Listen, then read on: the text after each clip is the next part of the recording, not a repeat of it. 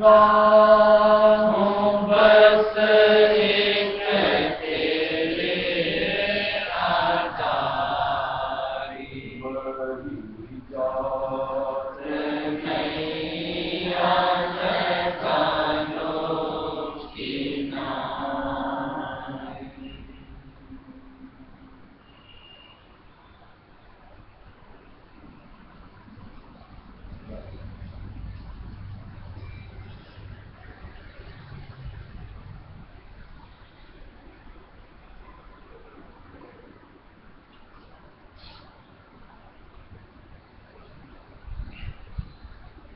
रामायण में एक चौपाई में दिया हुआ है, सत्संगत दुर्लभ जन्म।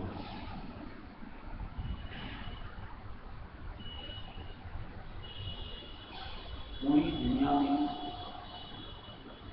अगर कहो दुर्लभतम चीज तो वो सत्संग।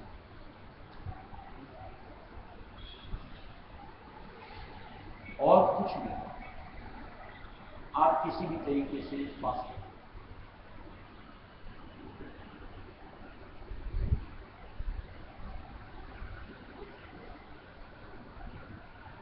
लेकिन सत्संग जब तक आपका अहोभाग्य नहीं है तब तक नहीं है।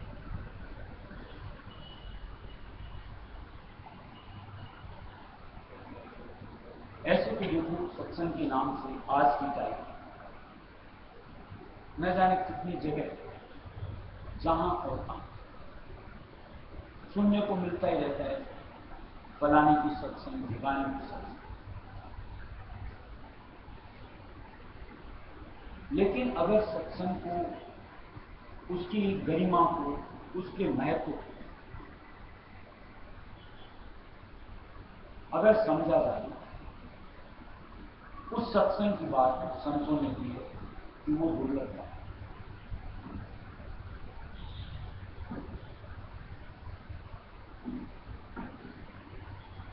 लोग बात क्या करते हैं, मान लो कहीं भजन कीर्तन होता है, उसको सत्संग का नाम दे, कहीं पर पुरानी गाथाएं सुनाई जाती हैं, लोग उसको सत्संग का नाम देते। या कहीं पर ग्रंथों का अध्ययन वगैरह, उसको लोग सत्संग का नाम देते।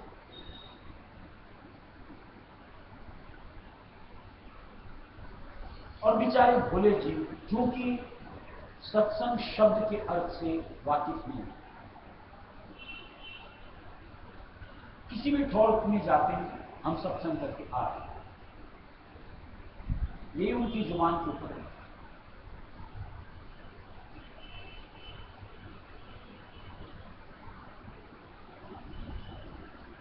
जरा सा कभी उनको उन्हें पूछा जाए कि सत्संग सुन क्या है, क्या सार समझ में आए, और जो समझ में आया उसको हासिल कैसे करें, उसकी जुगत समझ में आई।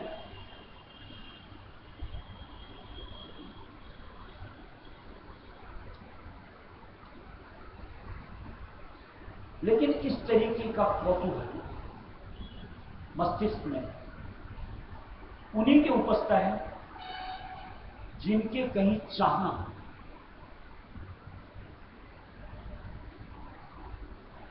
दुनिया में तो देखो देखा देखी का साथ चल रहा है,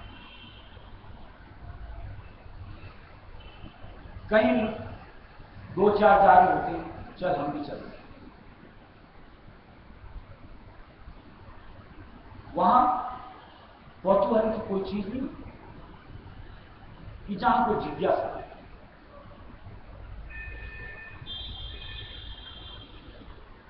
और देखो वहां ऐसी ठौर में जाकर के तमाशा देखने के लिए जाना चाहिए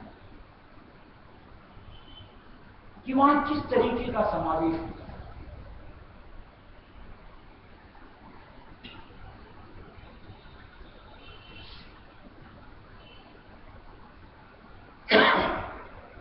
चाहे वो सत्संग के अधिष्ठाता की निस्बत आप दें, यानी उनका तमाशा,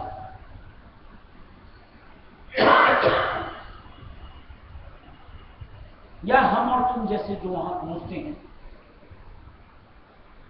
उनका आप रवैया दें।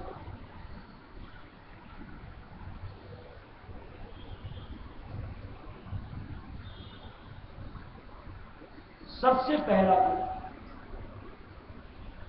जो सत्संग संतों के जरिए से जारी की, वहां पर जीव का, यानी हमारे और तुम्हारे जैसों का एक मालिक कनेक्शन बांधता है।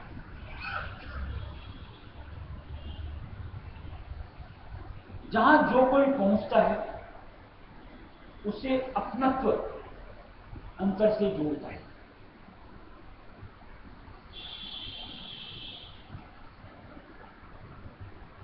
जब तक आपको कहीं अपनत्व का आभास नहीं होगा, आपके लिए वहां की माहौल कहो, सत्संग के अनमोल शब्द कहो, न तो मन को झकझोरती है और न हमारी अंतर की ख्वाहिश बनती है कि हाँ मुझे ऐसा करना या बनना। बस सुना, उसको वहीं छोड़ा, आगे नहीं बढ़ा।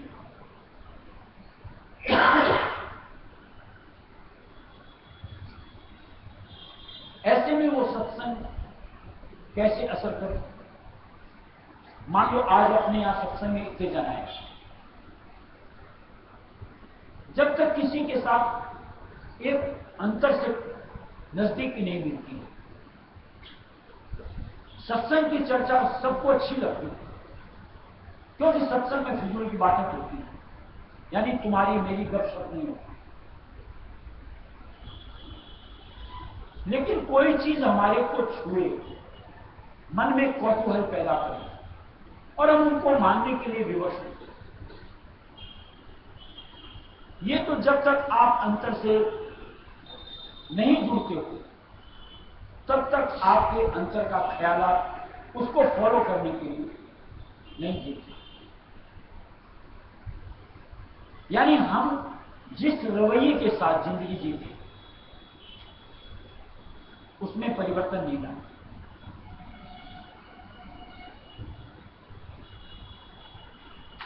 अगर जिंदगी जीने की शैली अगर उसी अनुरूप हमारी रह जाए तो ऐसी सत्संग में आना क्या सफल हो गया?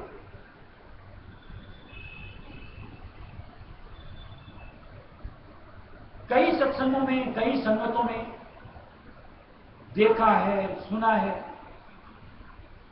कई तो सिर्फ एक दूसरे को दिखाने के लिए मैं भी आया, लोग पहुंचते।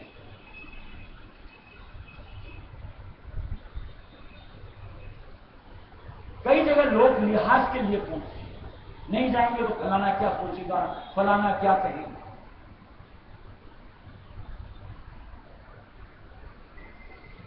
ये कोई घर के फंक्शंस की पार्टी होती है कि जहां पे ऐसी अवधारणा लेकर के पहुंचना चाहिए जीव को?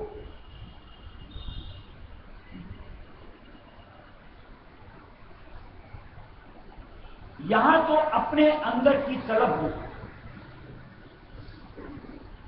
और हम अंतर से बेचैन हों कि मुझको सत्संग मिले और दया से वो माहौल मिलता हो, तो हमारे लिए वो सत्संग कारगर हो, फलदायक।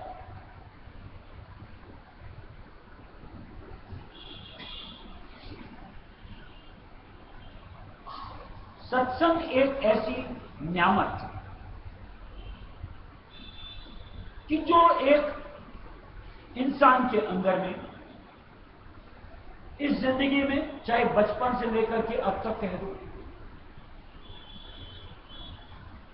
या जन्मांजन्म के मन के सन के आधार को कह दो, कई तरह के भ्रम और संशय साथ में जुड़े होते।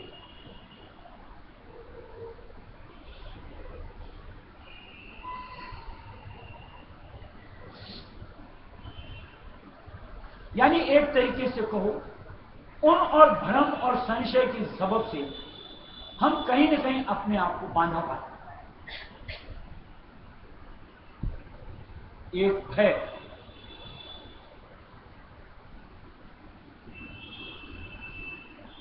कि कहीं ऐसा न किया न जाने क्या अनर्थ हो जाए।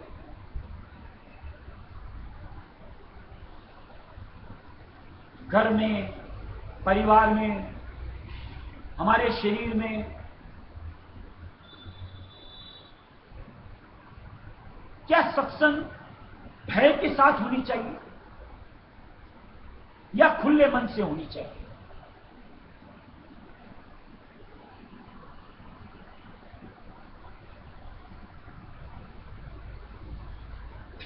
कोई भी सत्संग हो, वो संकीर्णता नहीं सिखाता।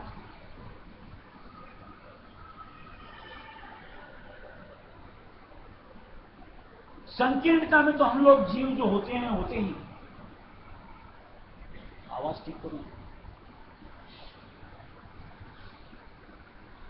उस संकीर्णता से निकलना, उबरना, ये सत्संग का जरिया अगर मिलता है, यानी हमारा दिमाग विस्तृत होता है, किसी भी चीज को समझने में, सोचने में। बैठी चले लो।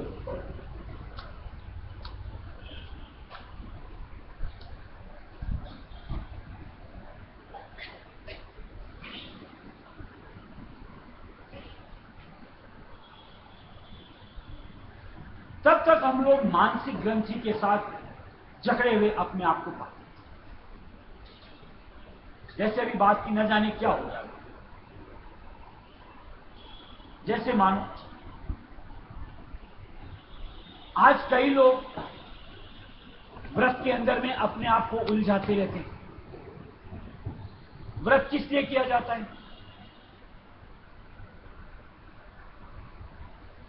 अगर ये नहीं करेंगे तो वो हो जाएगा क्या? अनर्थ। यानी विवशता होती है उसको करने के निमित्त।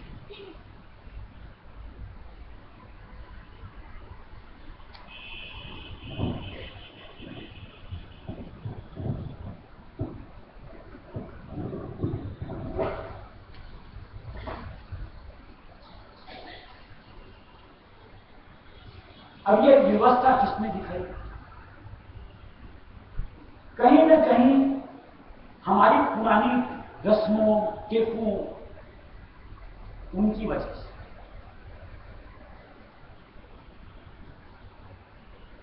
एक वक्त के साथ मान लो कई धार्मिक अनुष्ठान होते,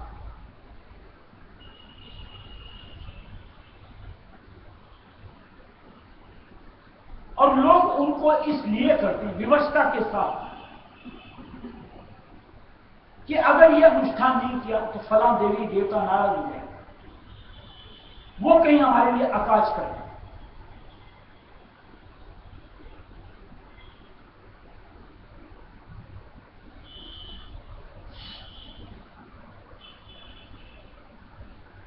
ऐसे कई और मसले जिंदगी में जुड़े होते हैं। धार्मिक एक तरीके से घुटन पैदा करना। अगर सत्संग के जरिए से ये ग्रंथि नहीं खुलती, संशय की, भ्रम की, वो सत्संग कैसे हो सकता?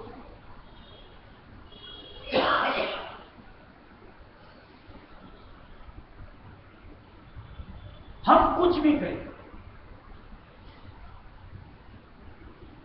उसके पीछे का तार्किक कारण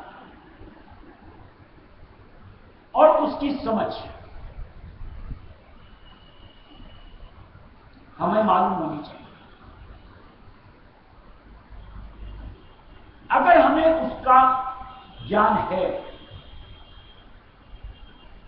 तो वहां हम अंतर्दिल से उसमें अपने आप को जोड़,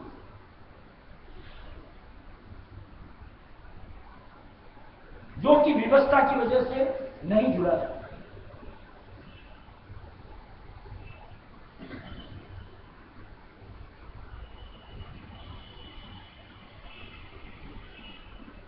जगह ऐसा मैंने देखा है कि आज देखा देखी का ये जो न जाने कैसा समय आ गया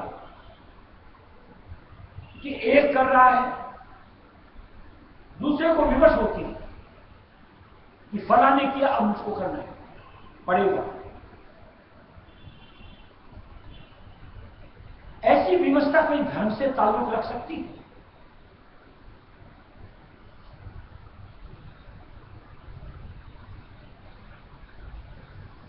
ये तो अंतर की चाह, चेतना को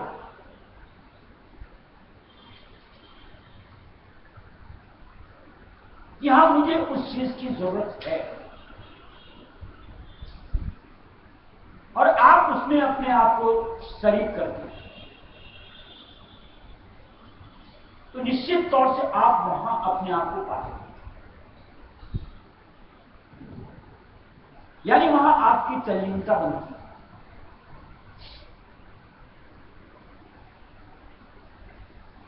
मैंने तो देखा है, शायद आप लोगों ने भी देखा हो, जैसे मान लो लोग बाग पूजा पाठ या सत्संग या कुछ और जो धर्म के नाम से करते हैं, उनका मन, उनकी वृत्ति वहां ठहरती नहीं।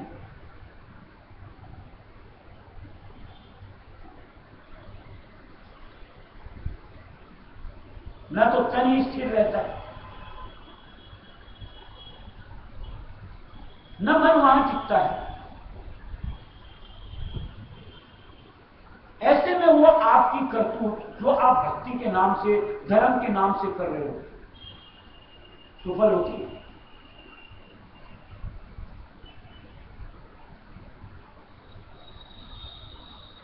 जैसे आज मान लो एक कोई आयोजन किया जाता है, मान लो आज अपन यहां सत्संग का आयोजन है।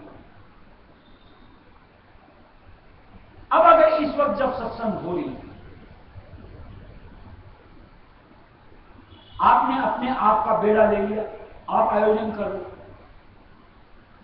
सारी व्यवस्था का संचालन अगर आपके जिम्मे है, आपकी वृत्ति किधर रहेगी?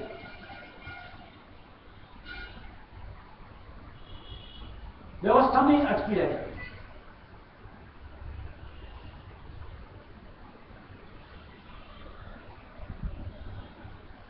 तपस्या आपकी क्या सत्संग से जुड़ पाएगी?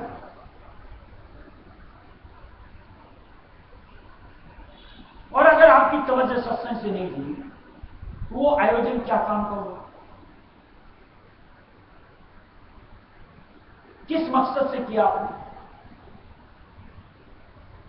निश्चित तौर से सिर्फ नामधरी की, कि फलाने ने सत्संग किया है, फलाने ने कथा करवाई थी, फलाने ने ऐसा किया।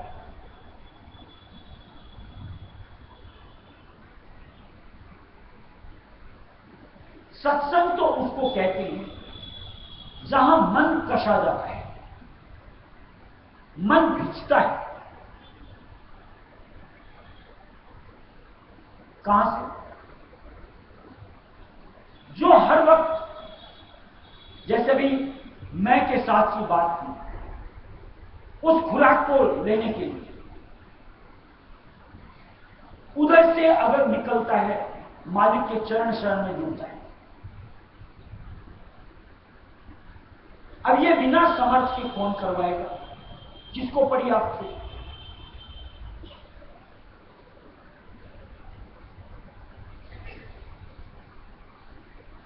जहां हर वक्त जो भिचा भिची बात की कि कोई आपको हर वक्त ताकीद करता है, क्या हाल है भाई, क्या कर रहे हो, क्यों नहीं हो रहा है, कोई पूछने वाला, तो आपका मन भिजता है। जहां किसी को आपसे कोई सरोकार ही नहीं, भक्ति के आयोजन के नाम के ऊपर में चंदा चिट्ठा इकट्ठा किया और अपनी गली नाप ली।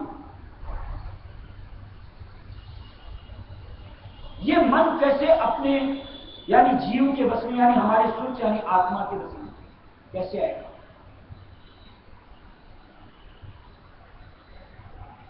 और जब तक इसको ढर्रे पे नहीं लाया जाएगा मन, तब तक क्या भक्ति की चाल हमारी बन सकती है?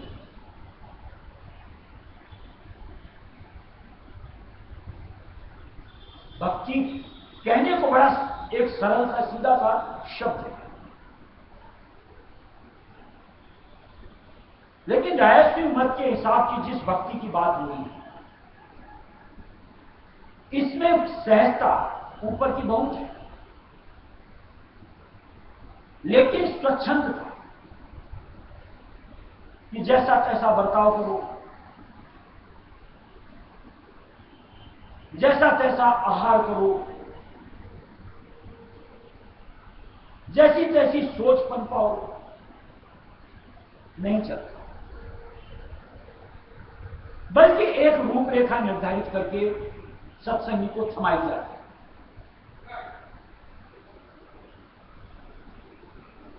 कि बस तेरे लिए ये है, यानी एक तरीके से उसको कस दिया जाता है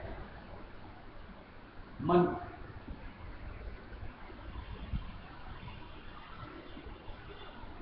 अगर हम जो एक रूपरेखा दी गई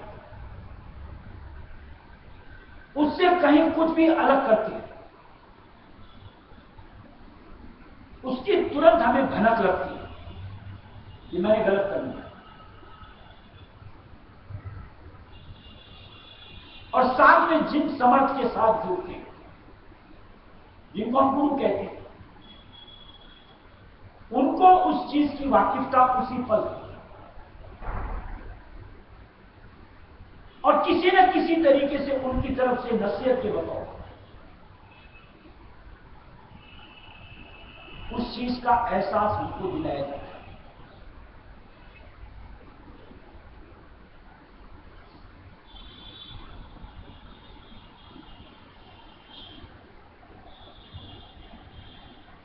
ये सिर्फ सच्ची सत्संग से होता है।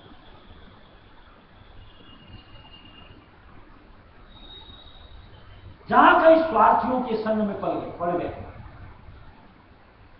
तादाद लोग बात चर्चा करते हैं, हमारा काम तादाद से होता ही नहीं, यहां तो एक से एक का जुड़ाव होता है।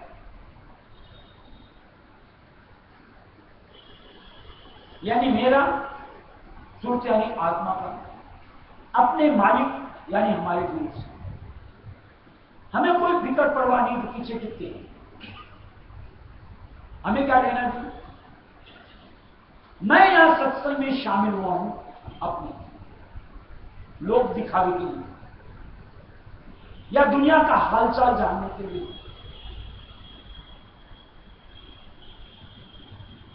अगर मेरा जुड़ा हो रहा है तो मैं सही ठोक पर,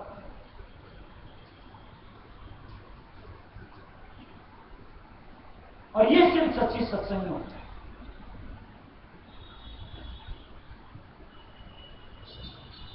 सच्ची सत्संग में सिर्फ परमपिता रायस्वामी दयाल का गुणानुवाद सुनने को मिलता है, और किसी की वहां चर्चा नहीं होती। सच्ची सत्संग में हमारी यानी सुरत यानी आत्माओं की बीमारी का जो जन्म मरण के रूप में लगी होती है, एहसास करने को मिलता है। यानी एक समझ मिलती है कि मैं निबल हो गया और मुझे अब इलाज की जरूरत है, यानी सत्संग के जरिए से उसकी रिकवरी करनी है।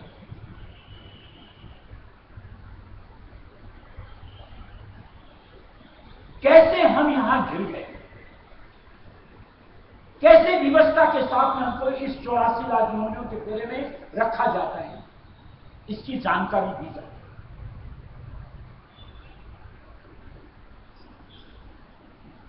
और कैसे इस बीमारी से यानी 84 लाख योनियों के फेर से हम अपने आप को निकाल सकते हैं, उसकी सूझ दी जाती है, रास्ता बताया, अलावा इसकी और कोई बात नहीं।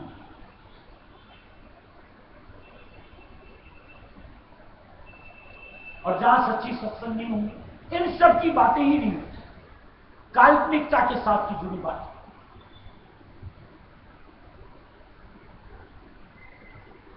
चाहे वो हजारों साल पहले की बातें करें, चाहे लाखों साल पहले की बातें करें। क्या हजारों और लाखों साल की पहले की बातों से हम जो वर्तमान समय में हैं,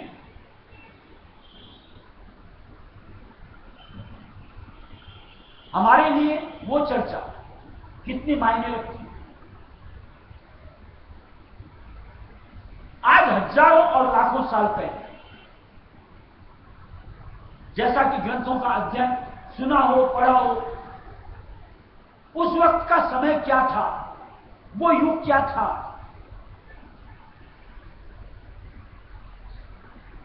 जैसे कहते हैं सतयुग के अंदर में लाख साल की अवधि शरीर की होती थी।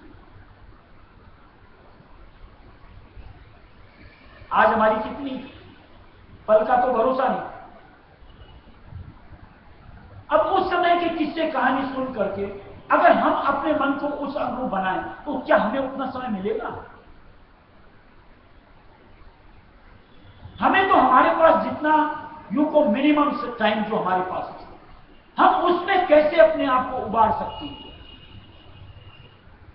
कैसे इस 84 के द्वंद से अपने आप को निकाल सकते हैं? इसका एक खाका मिलना चाहिए जिसको हम फॉलो करके अपना काम बना सकते।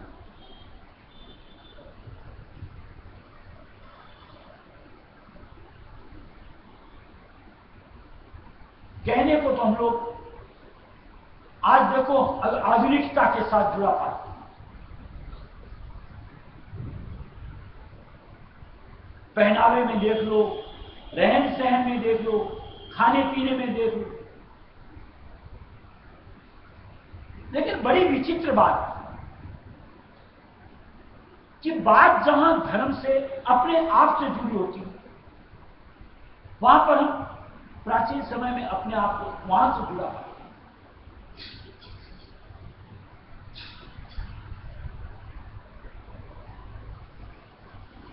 अब जरा विचार करो, जो प्राचीन समय की युक्तियां दी हुई थी, जैसे कोई भक्ति करते थे, प्राणायाम खींचते थे,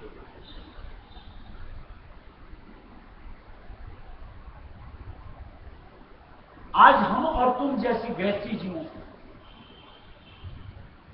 क्या वो प्राणायाम बन सकेगा?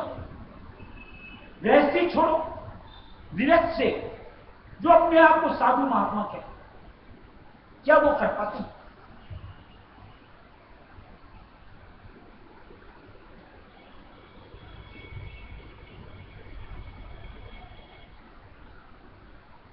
कैसे उस वक्त शरीर को निबल किया जाता है,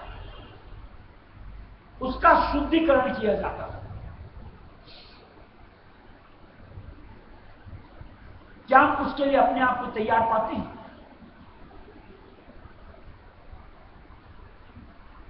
बगैर शारीरिक निबलता, बगैर शारीरिक शुद्धता अंदर की, क्या प्राणायाम आज जीव से बन सकता है? बल्कि अगर संतों के कथन को मानो, क्योंकि हमारी शारीरिक अंतर की स्थिति शुद्ध नहीं हो पाती, आज अगर कोई प्राणायाम करता है तो वो या तो पागल हो जाएगा या मर जाएगा। कारण क्योंकि अंतर की शुद्धता नहीं है, ये गिलासत हमारी ऊपर मस्तिष्क में चढ़ जाएगा, जहां श्वास को खींच करके चढ़ाया जाता, विकृत अवस्था दे दी, जो कुछ काम बनना चाहिए था बिगड़ जाएगा। पहला जैसे किस्से कहानियां पढ़ते हैं, लोग बाग समाधि लगाते थे 60-60 हजार साल तक, यानी प्राणायाम के जरिए से श्वास खींच लिया, देही यहां है, स्वयं ऊपर की सैर कर। आज उनके खाली किस्से सुन करके हम अपने आप को क्या उस स्वरूप में ला पाते हैं? ला पाएंगे? या सिर्फ उन किस्सों सुन करके हमारा मसला हल हो गया?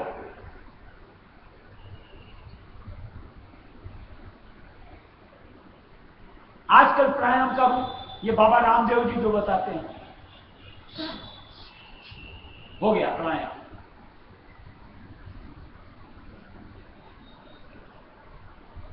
अब जरा सोचो, एक समय आधुनिकता के साथ आज का जो वर्तमान युग है जिसमें कि हम लोग अभी जीवित हैं, ऐसे में क्या बन सकता हमें, वो साधन हमको कोई बताए जिसको कि हम फॉलो कर सकें इजीली। वो जुक्ति सिर्फ संत मत रायसु मत में, परमपिता रायसु विद्याल ने जीवों के हित को धार कर ला करके दी। कोई जाति वर्ण का भेद नहीं, कोई स्त्री पुरुष का भेद नहीं, कोई अवस्था का भेद नहीं, बच्चे जवान बूढ़े, अगर चाहत आपकी है आवागमन के उस रोग से अलग हटने की, उस साधना के साथ जुड़ करके आप फल हासिल कर सकते हैं। संग चाहिए सच्चा साथ, जो रायस्वी मत के हिसाब से गुरु स्वरूप में वो मालिक रायस्वी विद्याल हमको दे जाए, सच्चे होने चाहिए। अगर झूठे के फेर में पड़ गए, जैसी आज तक हमारी फजीयत होती है, आइंदा भी उसी तरीके से हम इस नर्तन को ऐसे ही खो दें। और अगर किसी सच्चे के साथ जुड़ गए, मालिक ने संजोग दे दिया, तो इस नर्तन को सफल करके हम इस व्याधि से, जन्म मरण वाली, अपने आप को उबार सकते हैं। आज जो सूरज शब्द योग रायस्वी मत में दिया जाता है, ध्यान योग, जिसमें श्वासों से कोई सरोकारी नहीं कि उसको रोकना हो, कभी नहीं रोकना चाहिए। जैसे भी बात की, कोई रोकेगा बजाय फायदे के उससे उल्टा फल मिलेगा, नुकसान। श्वासों को नहीं रोके। पहले जमाने के हिसाब से सोचो, आसन जमाया जाता था, शारीरिक दृढ़ता थी। पहले सिद्ध पद्मासन लगाते थे। कैसे होता है सिद्ध पद्मासन, जानते हो? खाली नाम सुना होगा, नहीं जानते? ऐसा दिया हुआ है, ये और इस हाथ से इसके अंगूठे को पकड़ो, इस हाथ से इसके अंगूठे को, शरीर को यूं अकड़ लो और तब श्वास।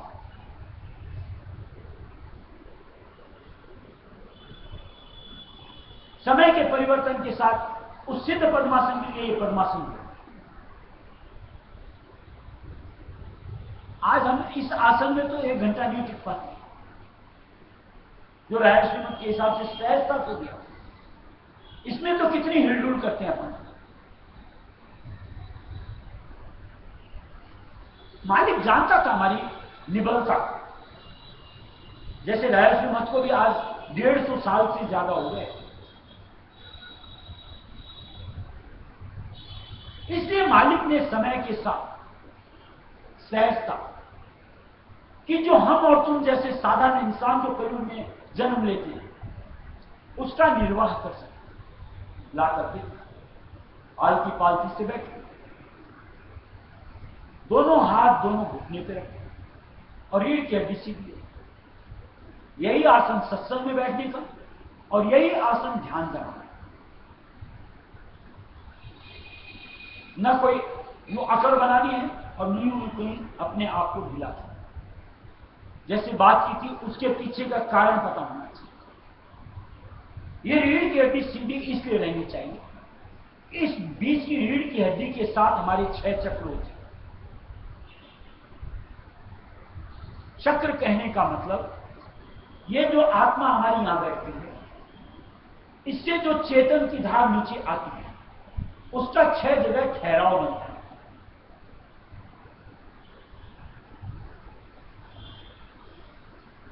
यहां से चेतनता हमारी आती है कंठ चक्र पर, ये पहला ठहराव का समय।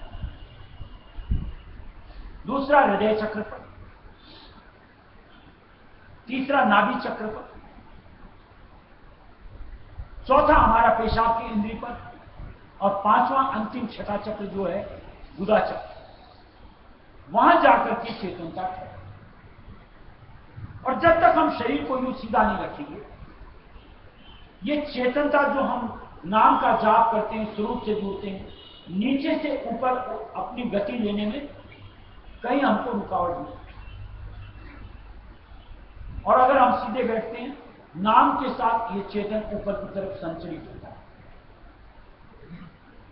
इसलिए ये आसन मालिक ने हमको दिया। वो आसन भी उसी निमित्त थे,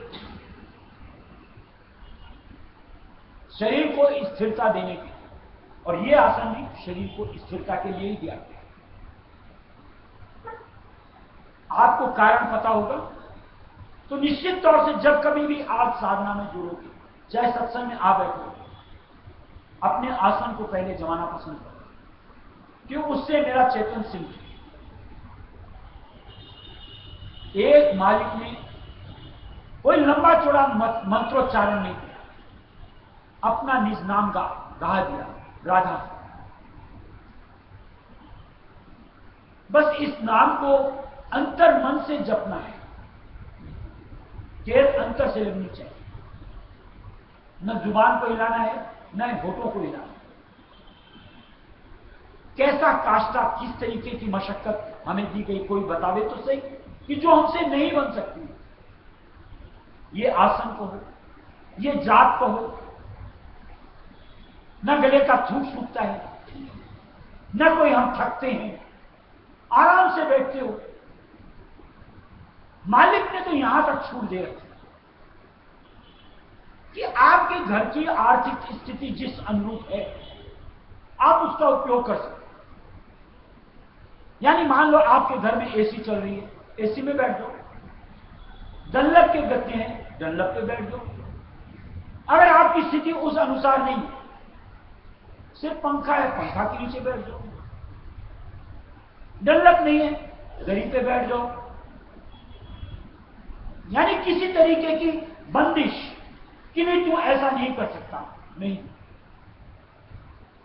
सिर्फ बतौर समझौती मालिक ने एक बात की कि जब कभी साधना में बैठो, पहले तो उसकी आपकी ख्वाहिश बननी चाहिए कि मुझे बैठना है। बगैर ख्वाहिश के, यानी अनमने मन से अगर आप शुरू करोगे, आप चेतनता का संग्रह नहीं कर सकते। वहां आपकी चाहत होनी जरूरी है। और दूसरा बताया हुआ है कि एकांत का स्थान तलाश, यानी जहां शोरगुल होता हो, आवाजें होती हो, चाहे बोलचाल की, चाहे बर्तनों की, वहां मन है, भटक जाता है, उधर जुड़ जाता है, नाम का आधार छूट जाता है। इसलिए मालिक ने दिया कि एकांत, जहां घर का कोई एकांत का कोना है, वहां साधना के लिए अपना एक स्थान बना।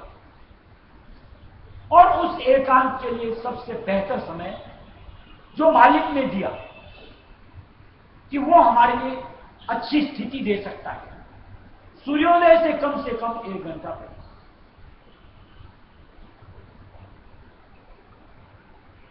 उस वक्त घर में सारे सोए पड़े होती, आवाज ही नहीं होती, पहला। बड़का दूसरा फायदा ये कि सूर्योदय से पहले प्रकृति शांत रहती,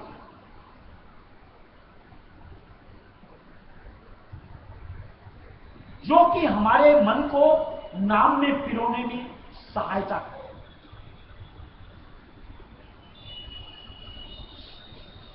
अगर वो वक्त अगर आप साध लेते हो, आपको बहुत अच्छा समय मिलता है और बड़ी सहजता से सफलता पाते। और अगर नहीं बन पाता हो तो जब कभी किया जा सकता। ऐसा नहीं कि उस वक्त नहीं किया तो कैसे करें, लेकिन इसका गलत अर्थ नहीं निकालना चाहिए। यानी मालिक की दी हुई छूट का नाजायज फायदा नहीं लेना चाहिए। जहां तक हो सके ब्रह्म बेला जो सूर्योदय से 1 घंटा पहले था, निश्चित तौर से मन में विचार बनाना चाहिए कि मुझे उस वक्त उठ करके मालिक से लॉ लगाना है। और एक वक्त शाम का, चाहे आप भोजन करो उससे पहले का ले लो, यानी डिनर, या आप भोजन कर लेते हो उसके उपरांत कम से कम घंटा 1.5 घंटा बाद, यानी तुरंत खा करके ध्यान में नहीं बैठना चाहिए, शरीर भारी हो जाता है। कहीं ना कहीं हमारी वृत्ति कहीं उन भोगों के साथ जुड़ी रह जाती है, नाम में जो एक जुड़ाव बनना चाहिए नहीं होगा।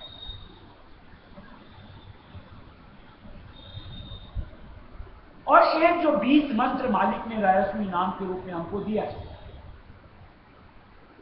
ये एक ऐसा कारगर उपाय है कि आप इसको जितना अपने साथ जोड़ो, वो उसका फल आपके साथ खाते में जुड़ता चला जाएगा, जो कि जब आप ध्यान में, सत्संग में आ बैठते हो, फलदायक सिद्ध होता है। यानी वो आपके मन को वहां टिकाने में कामयाबी देता है। ये नाम, यानी मालिक का दिया हुआ सच्चा नाम राया स्वामी, आप किसी भी हालात में ले सकते हैं। नाम पाक है, परम धाम का है,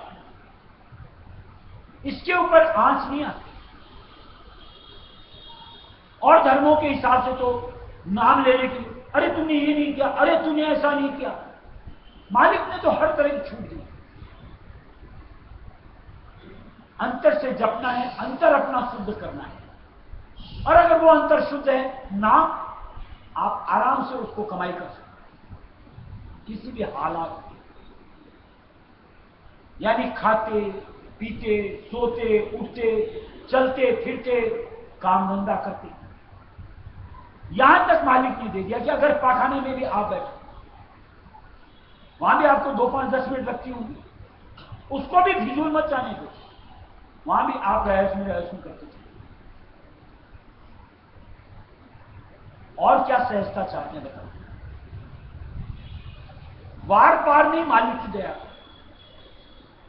अगर फिर भी हम अपने आप को निबल पाते हैं, बनता नहीं, लाचारी दर्शाते रहते हैं, दुर्भाग्य है। कहीं अगर वो पिछले साधन दे दिए जाते तो यार उनको पकड़ना तो बहुत दूर की बात, उस ओर झांक तक नहीं सकते।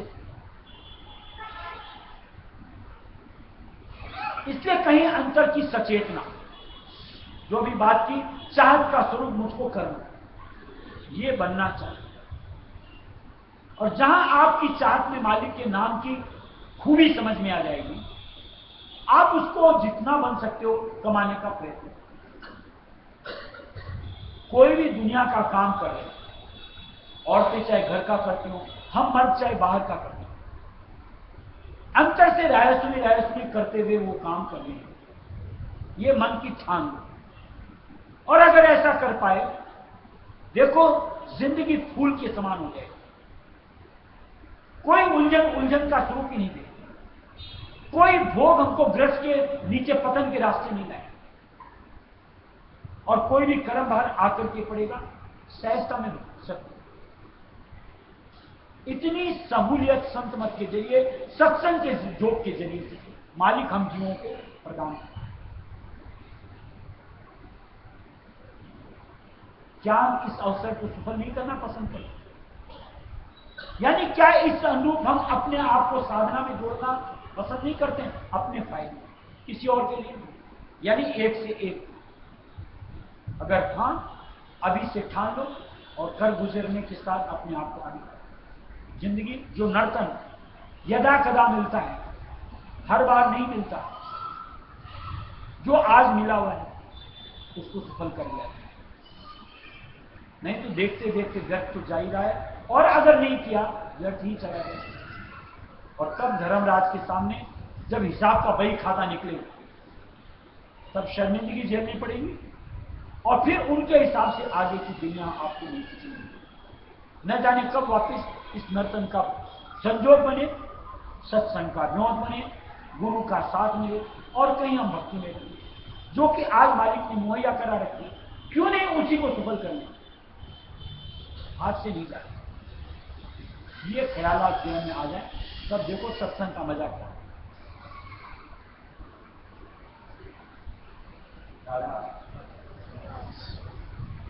शादी